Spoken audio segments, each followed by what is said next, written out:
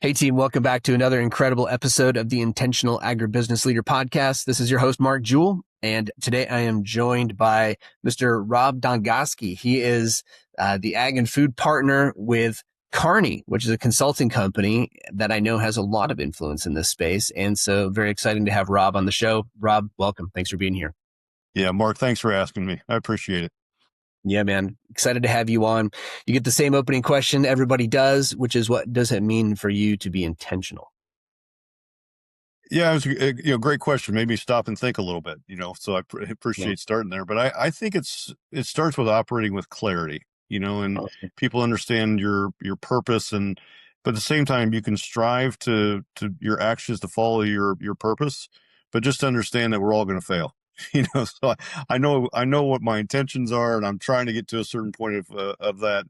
I hope the folks around me know that those are my intentions, but there's going to be days that I fall off, but with that failure, it kind of sets the platform for, getting a little bit of grace, at times, because people go, well, I know that's probably not what, he was intending to do. So it does allow you to fail. But, I think having, clarity with your intentions is really important. Yeah, I could not agree more. Clarity is power in my world. And whenever we get people that are in our coaching programs that are lacking motivation, we always double down on helping them get clear again, because motivation tends to follow. Yeah. Yeah. Mm-hmm. Big time. All right, man. Okay, so tell us about Kearney, first of all, and then we want to get to know Rob a little bit better. What is Kearney? Yeah. Kearney basically is we're about 6,000 people globally. Mm-hmm. So we're big enough to matter, and we cover, a pretty wide, part of the world. I focus on ag and food. I lead that for our team globally as well as in the Americas. And then we are in other, sectors like automotive and healthcare and so forth. But what we do is really three things. One is around strategy and growth. Two is around supply chain and operations, manufacturing. And then three is all around data and analytics. So those are really the three things that we do. Um, and my group only focuses on ag and food. So if you call me up and ask about healthcare, I'll refer you to a colleague. Is the way to think Right. about it. Right. Yeah, very good. Well, and I mean, how do you, where does Rob come from? And tell us a little bit about your background and how you got into this. Yeah, these are the easy questions I should get right. But I'm originally a Central Illinois guy from Decatur. So Okay. grew up in the farm country in Central Illinois, big ADM country. Obviously, that's where they started. Now based in Chicago, but small town. I swore I wouldn't go into agriculture. I started in banking, then I went into Awesome. consulting, and next thing you know, I'm building out an ag practice for a big firm at EY. Um, was at EY for about 25 years, and I just joined Kearney about 2.5 years ago to build out the ag practice in food here at Kearney. Along that journey in 2.5 years, about a year and a half ago, we acquired the Context Network, which is extremely well known in the upstream ag space, and we're You thrilled bet. to bring on the talent and capabilities of the Context Network. They've been a fantastic addition to our team. Wow, awesome. Well, congrats on the success and that acquisition. And I know Mike Borrell was actually the very first person that I ever interviewed, and I think it was maybe episode 2 or 3 that we brought him on, something like that, within our first 5 for sure. So, and Mike is not only a fraternity brother, but just been a good friend and advisor over the years. So you definitely got a good guy there and a great team Yeah, at Mike is Iconic. top shelf. He is emblematic of the rest of the team. He's fantastic. Yeah, absolutely. Well, so I want to get into this a little bit. So you're in a unique space from where probably a lot of our listeners are, but also a really interesting one. So I would love to get your intake or your take on culture building, or just kind of what is the culture of a consulting company, and is that different than I would be experiencing in the co-op I work in, or if I work at an equipment dealer or something like that. I mean, what is it like?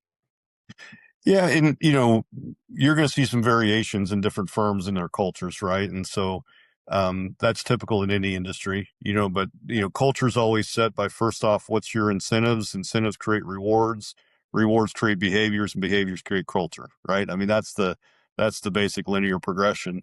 In a consulting firm, a lot of folks come in early in their careers because you get exposed to a lot of different companies. You think if you're a 22, 23-year-old recent graduate and you're like, what do I want to do? Consulting is one of those that I can go try out a lot of stuff. And I find Hmm. out that I did ag equipment, didn't really like it. I did, got on a healthcare project and liked that better. Maybe I'm going to, migrate towards healthcare.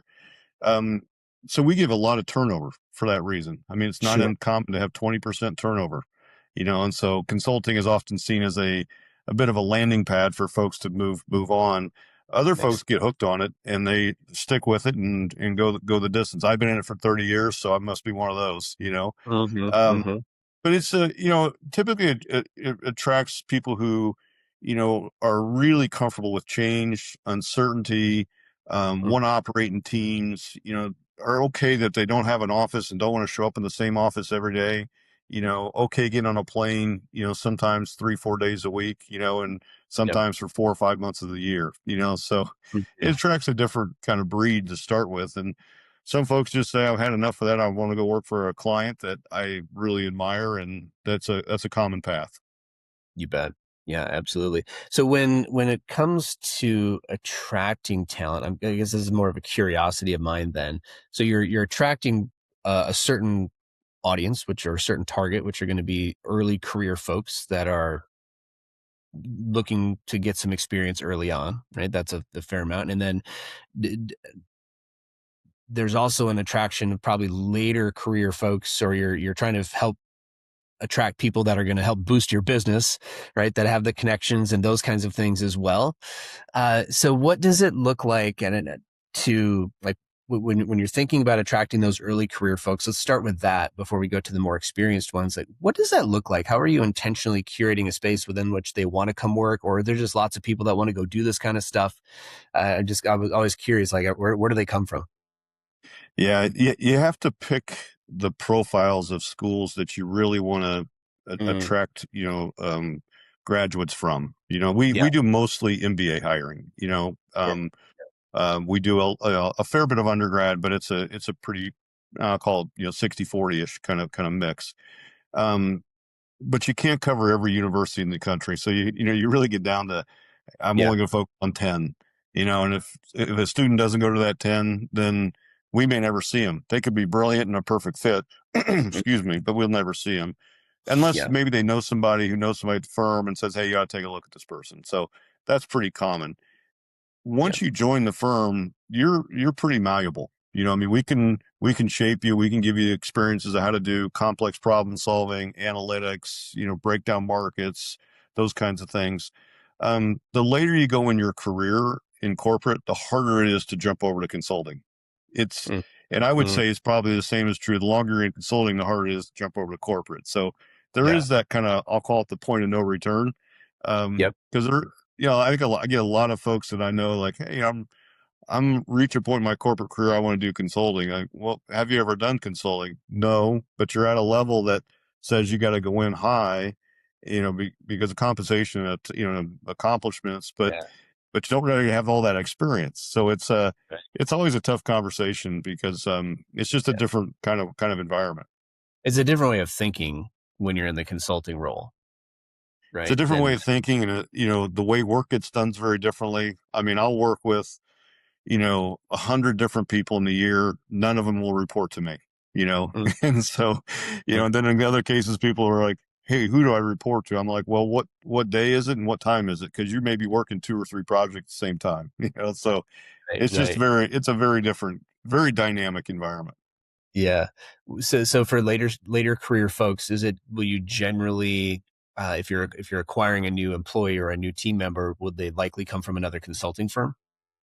Most of the folks that move between consulting firms.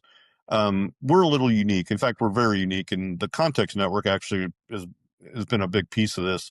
We Yep. run an expert network that's not the classic. I'm going to pay money for a 1 hour phone call, but we've got over 300 people in our expert network that are ex ag and food executives, experienced folks, and Mhm. so if I have a project and I need someone who's deep in genetics and berries. Well, I can't necessarily hire that person because that may come up twice a year. So I do Yeah. have, relationships with someone who is deep in that space. We'll bring them onto our project teams and they may They may work a day a week. They may work for a week, a month, whatever we need. And we give them, pay them well, and we'll call them Mhm. again. So we're unique that way, but it's a huge differentiator for us in the way we operate. Yeah, yeah. So you're looking for maybe sometimes specific skill sets or levels of experience to help solve a specific problem. You bring that person in, 1099 contract kind of situation, and then you might Right. work with them again, maybe not. Yeah, very Yeah. interesting. Yeah. Yeah. So it really, I mean, I wanted to highlight that. I, in many ways, know the answer to your question because I am in consulting and I Yeah. understand the nature of how to sell it and how to, grow a team if you need to, kind of thing. But also, I don't think many people know that side of the industry, right? We just think about moving units and selling tons and applying them to the field and so on and so forth. Yeah. Um, but why is consulting so important? Yeah. I think you can get really kind of insulated if you're inside an organization for too long, and the only problems you see are the ones around you, and the only Hmm. solutions you see are the ones around you as well. So sometimes it's good to bring maybe someone from another organization in, you hire them as an employee, and they kind of can help you disrupt the thinking. Other cases, that's what a consultant is really good at. We're very blessed. When I say ag and food, we look at the whole industry as a food system. And so Hmm. I work as much with, QSRs and restaurants and grocery, all the way up to, seed and genetic, the genetic side of animals, right? So we Yep. cover the entire system. And what that allows us to do that you may not get if you're only working in, say, ag equipment is, consumer preferences are changing, and they want more fiber, they want more protein. Well, gosh, if that's a 5-year, 10-year phenomenon, what's that going to mean for corn and soy? How much of that am I going to need? What's the, animal profile going to look like? Where does precision fermentation fit in? Because ultimately, that's the butterfly, wings flapping that's going to create a tsunami. So Yeah, yeah. sometimes that kind of mentality is helpful to kind of bring in from the outside. The other Yeah. thing I think for consultants is I see your competitors all the time, and you do too, but I Mm, see them from a different lens. We would never breach and say, "Hey, here's what X is doing, and why you should look at this." But it's here's the things that are going on in the industry that could be disruptive, and it mhm. gives you that kind of insider's view without being inappropriate. Yeah. I think about consulting from an intentional leadership standpoint and simply saying like, as if I'm a leader, if I'm leading a team, whether I'm the CEO or a VP of something or leading a division, um, it's really important to know that sometimes you do have those blinders on and it's good to have wise counsel. Yeah, Some, or I right. mean, here's the other one, Mark. I get all the time is we've Hmm. never done this before. This is new territory for us. You Hmm. know, you've done it, a handful of times with others. I'd rather, have you come in and help walk us through it because we're never going to do it again either. Yeah. So that could Yeah. be, hey, we're getting ready to go buy this company, and we're going to integrate them. We haven't done Yeah. one of this size. You've done, dozens of them. Come in and help us lead and do the integration. So, You bet. that's another aspect as well. Yeah. Fascinating stuff, man. Okay. Well, I'm curious over the course of your 30-year career in consulting, what's been one of the biggest challenges you've had to overcome, Rob? Yeah, I would say I've always, small town guy, grew up in a kind of a, more hands-on environment. And so I've always balanced out you know, when do you build consensus and when do you just make a decision and go? So that for me has always been a challenge, and my team even today would say, Rob, we just wish you'd make a decision so we can go, so I'll Mm-hmm. solicit a bunch of input, get a bunch of opinions, and then I'm like, okay, let's get consensus. There's a time for that. And then there's a time for, all right, I got everybody's input. Here's what I think we should do. Let's go. And so that's always been a kind of a balance. And I think I've had to learn how to apply kind of when, where, and who of when Yeah. you build that consensus is not. The other one I think is, managing up versus down at the same time. That's as Mm-hmm. I've elevated my career, there's times where I got to carry the company vision and strategy and bring that down to the team. Whether I 100% agree with it or not, I still need to, carry that water. But I also need to be transparent with my team. If I'm not transparent, I'm going to lose credibility on things that matter. So, I try to do both. I try to Mm-hmm. be very transparent But at the same time, I want my team to feel like I'm representing them kind of up the chain at the same time. So those are daily challenges. I haven't solved any of them. So, but you certainly learn along the way. Yeah, yeah, they're varied. That's for sure. That's for Yeah. sure. Okay, well, what do you feel like has been one of your biggest wins? Yeah, I'd say for me, back when I was EY, I had a case where I had, two folks that, one had actually both of them had joined the firm, and we started working together early, Mhm, and over the course of the time, I was able to kind of mentor them, develop good friendships with them. I mean, we're now at a point there, they attend, my kids' weddings, and I attend their, all their family events. So it's we built friendship along the way. But the greatest accomplishment there was both of them made partner at the same time. And in consulting, you know, that's mhm, the that's the big, rung on the ladder that everyone's trying to get to is make partner. And it was kind of a blessing to see them both make partner same year. We were able to bring them down to Nashville. We had a big celebration for them. So for me, that was probably the biggest win of my career. Like I said, they still are good friends. They still, one of them has moved over. He works with me now.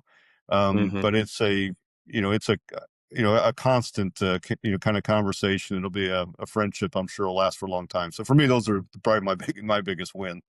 You bet. That's awesome. Yeah, very cool. I love it. Love to hear it. Who's somebody that's had a big impact, a big influence on you over your career? Yeah, gosh, it's hard to pick one, right? And it's hard to pick two or three. I'd say for me, it's kind of a portfolio of people. And so I'm not playing dodge the question mark. It's just a really Yeah, difficult one, right? yeah. Um, but I've seen, folks that I've said, boy, I want to do exactly the way they do things. I had a partner when I was in Boston, a gentleman named Jim DeStasio that I was always impressed every year at the holiday party. He knew my name. He knew, I worked with him all the time. So of course he knew me, but he always knew my wife's name. Seemed like he knew my kids. And I was like, man, Hmm. how do you do that? I mean, you walked in that room of 1,000 people and you felt like, the whole event was just for you. So I looked Hmm. at that from Jimmy, and I was like, that was pretty amazing. On the flip side, I've had some folks I've worked with. I go, man, I never want to treat people that way. I Hmm. don't. I Yeah. so I think you got to learn from that kind of the good and the bad, if you will. Um, I had a colleague at EY. She was our CEO for a while. Kelly Greer is her name. Um, she was, I mean, just across the board, just impressive. I mean, she was consistent, very customer oriented, but at the same time, she would balance those things out. So it was kind of cool about the way she operated. You never guessed because she was always consistent. She was always thinking about how do we serve our customers better. But being in a people business, she always, was good about what's the impact on our people you know so I can tell Yeah. a customer we're going to send 50 people to Bangladesh for 6 months, but customer's happy. But then she looked at the impact on our people and go, man, our people are going to just hate that. And so she Hmm. was, I always thought, pretty impressed with the way she balanced things out. And she's since moved on from EY, and she's doing some great things now as well. So Yeah. Yeah. Fascinating stuff. Well, good. I appreciate the good answers on that. 'Cause I think it's good for people to just hear a little bit about folks that have gotten to the level of success that you've had in your career. There's wins, there's been challenges, then there's been some people along the way that have helped. But also the one thing that you pointed out is that there's been some people that helped by being unintentional, I think right? that's right. Yeah. Along the way Or as well. Mark, I think I've also seen people that are intentional and I didn't align with the values of their intentions. It was very clear their intention was to promote themselves and move themselves through their career, not necessarily bring an army behind them. And so I looked at that as that's your truth. Go ahead. That's just not mine. And Yep. so I think that's also a way to think about it. Yep. Absolutely. I think there's a there's a side of intention that can be self-serving. It can be somewhat objective, and it also can be subjective at the same Right. time. Well said. Yeah. All right, man. So, one of the things that I've been talking a lot about. This is not on my list of questions that I sent you, but I'm super just interested in your take on this. I think we're at an interesting. I don't know if it's a demarcation point or just an interesting cross section of all the different things affecting the agriculture and the food industry. Where as I came up through the FFA and ag ed in the mid to late '90s, the recruiting message of the ag industry was, come and join our team, work for any ag company, be a part of feeding the world. And, by and large, we've done a pretty good job of feeding the world. We have at least have a good idea how we're going to do that. I think we have more of maybe a food distribution challenge than we do a food production problem. But I think we're challenged today in knowing what is the North Star of the industry now. And I would be interested from your consulting lens. Is it time Yeah. for a new North Star that people in ag can rally around? Is that essential even? But that's what I'm working on. One of the things I spend a lot of time thinking about is, what is it really about? Is it just about getting bigger? What is what do we rally around? I'm curious. What would be how Yeah. would you riff on that? Yeah, I'm glad you send me the easy questions in print and you ask me the hard ones live. So this is Yeah, off the exactly. cuff, right? No, Yeah, no, this is yeah, a question. I mean, candidly, I get this, different places I present, and yeah. candidly, this is the exact conversation we're having in boardrooms and leadership team meetings about what is that North Star. Um, Hmm. I think the ultimate is we're going to continue to see a convergence of nutrition and health. You know, Hmm. we have certainly fed people a lot of calories. I think we need to challenge ourselves. Did we feed them the right calories in the right formats? And what's been the ancillary impacts of the calories that have been consumed? Now we can talk Maha, we can talk all that. I think Maha is chasing consumer preferences. It's not the other way around. We got rid of red dyes because consumers didn't want them, not because Maha said so, but so I applaud the movement and I'm very much there. But just like, the economists talk about a K-shaped economy, I think we're going to have a K-shaped food system. And there's Hmm. folks that are really going to dial in on food's important to my nutrition and health, but they're going to really start to shift towards longevity. I don't want to just have a health span, or a lifespan. I want to have a health span.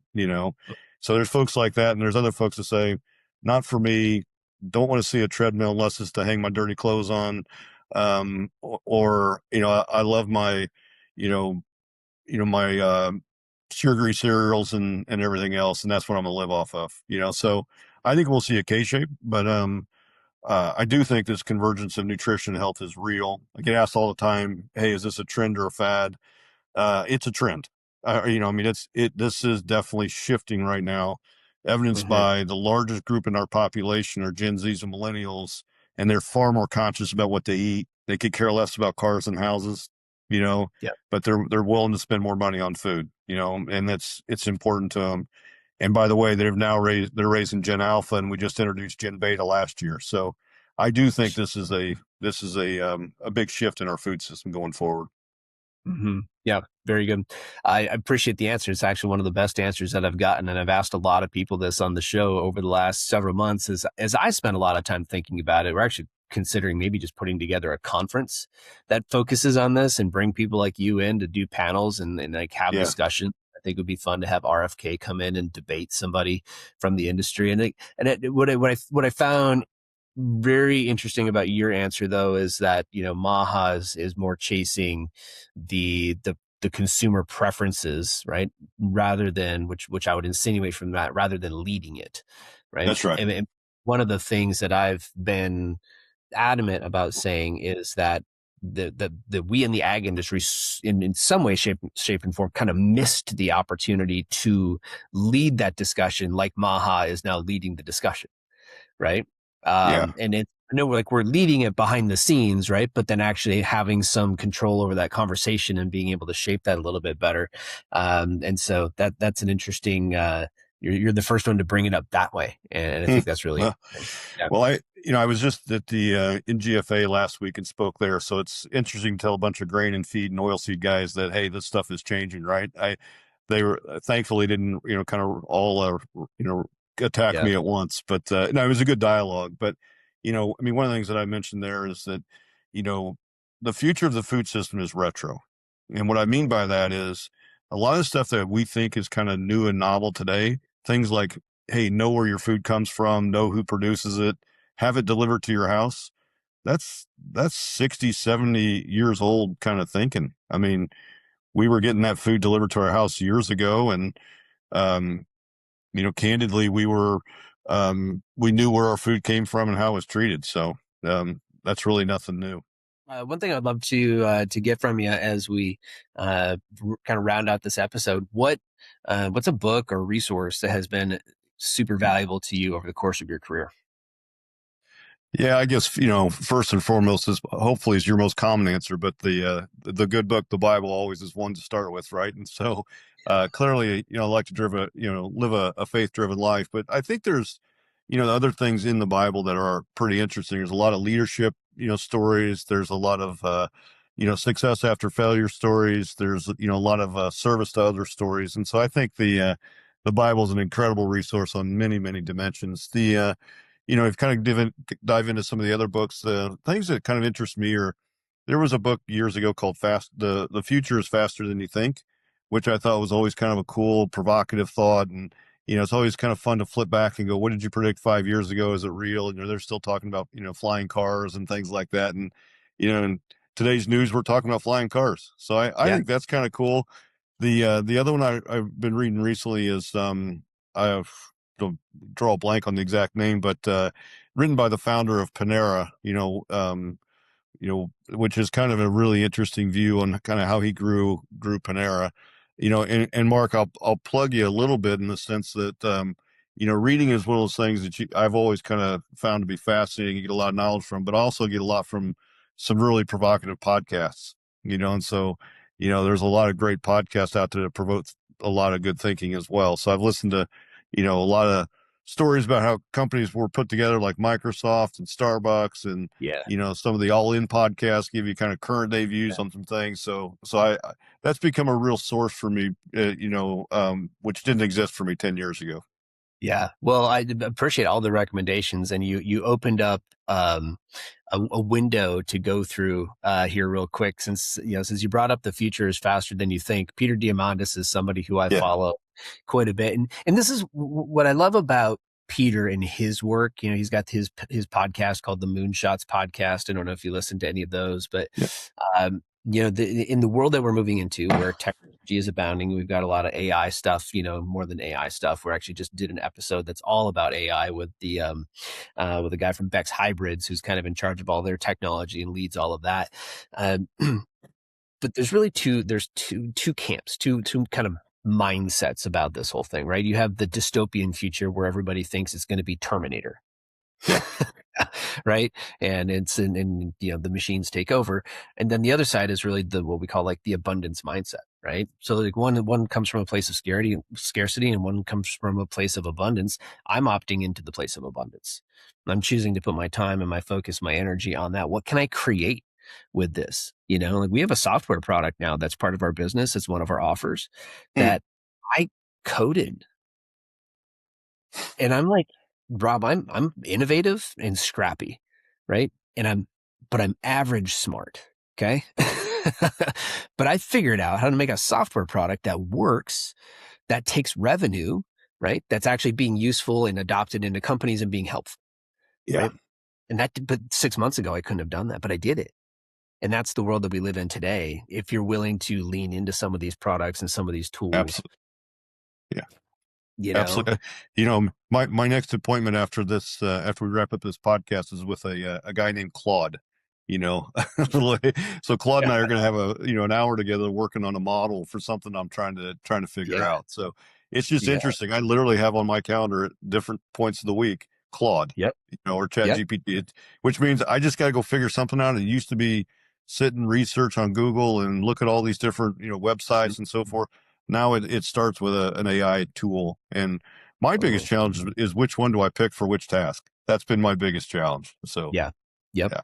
yeah. So as you were saying, so the Panera book, right? So I've got a little guy over his name is Marvin. He's my little AI agent that I've built, and he's my custom agent. So he just has all the information that I've fed him over time. So it's know what matters. Lessons from a lifetime of transformations. Is that That's the right. Panera? That's the Right. one. So as you're talking, I'm just asking Marvin, like, hey, who was the Panera? All I gave it was founder of Panera book, right? Yeah. And he's giving me the answer to your question. Yep. That's awesome. Tell Marvin So thank you. I've learned yeah, it pays to be polite to your AI tools. exactly. Yeah, it does. Does pay to be polite. I get a little frustrated with Marvin once in a while. I'm not going to lie to you. Well, He does. just remember that Marvin will not be any more expensive or any worse at his job than he is today. So he's going to get cheaper and better. So And this is the hats worst. off to Marvin. Yeah, 100%. He did on day one start emailing my list. I gave him a task to go search through my last 6 months of email history and look for stale deals, things I forget about, right? Stuff that just in the course of time you lose Sure. track of. So not only did he find stale deals, he started emailing people about the deals. And so that's where it gets a little bit dystopian, right? And so I go, yeah, we got to reel it back in. So now we got to Yeah, create a rule, right? But you can train, and it's really, I mean, no different than training an employee, right? that's On like exactly what right. can't do and what it's very much the same process, and so really cool that way. What do you think, what are the, let's wrap it up with this. What are the implications for agriculture? What are you seeing from, from a high level 30,000 foot view? What are going to be some general applications of AI and technology? And you guys are on the front row of some of these consulting conversations, I guess. So within Yeah, the certainly. realm of being able to what you can say publicly, I'm interested to hear what's your predictions.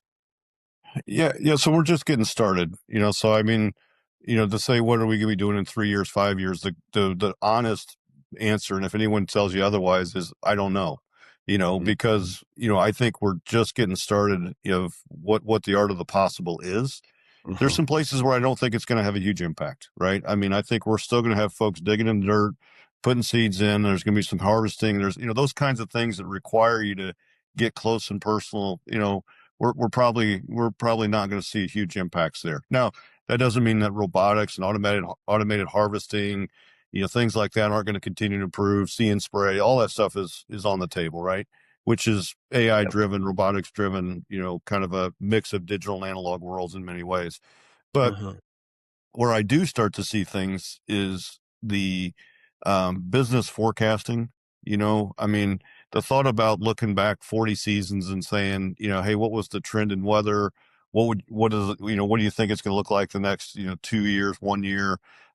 Here's been my yield forecast. Here's my as applied rates. And, what should I put in this year? I mean, I think that kind of crunching is really simple today, from an AI standpoint, where before you had to go to an agronomist that was, very well trained in this. And I think there's still going to be a huge role for the agronomists. I just think they're going to be better, you know?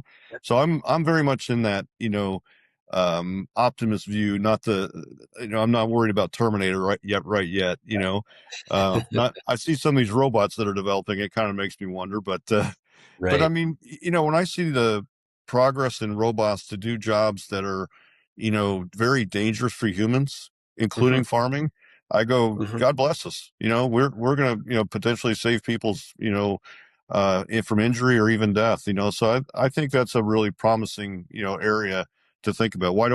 If I don't have to send a firefighter into a burning building and I could send a robot in, that feels a lot better, right? Um, Yep.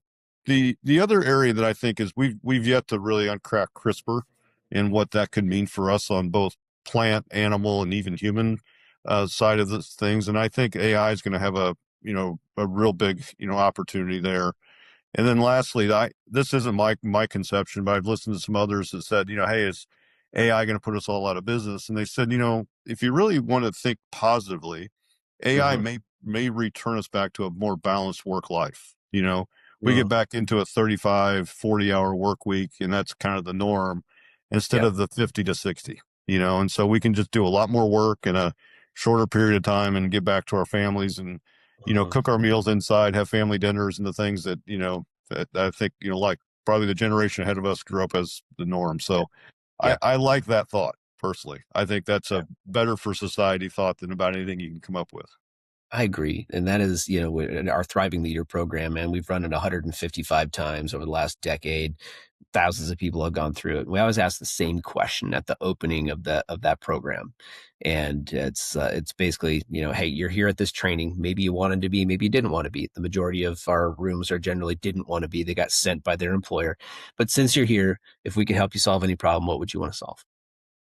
And the top three are always work-life balance, time management, stress.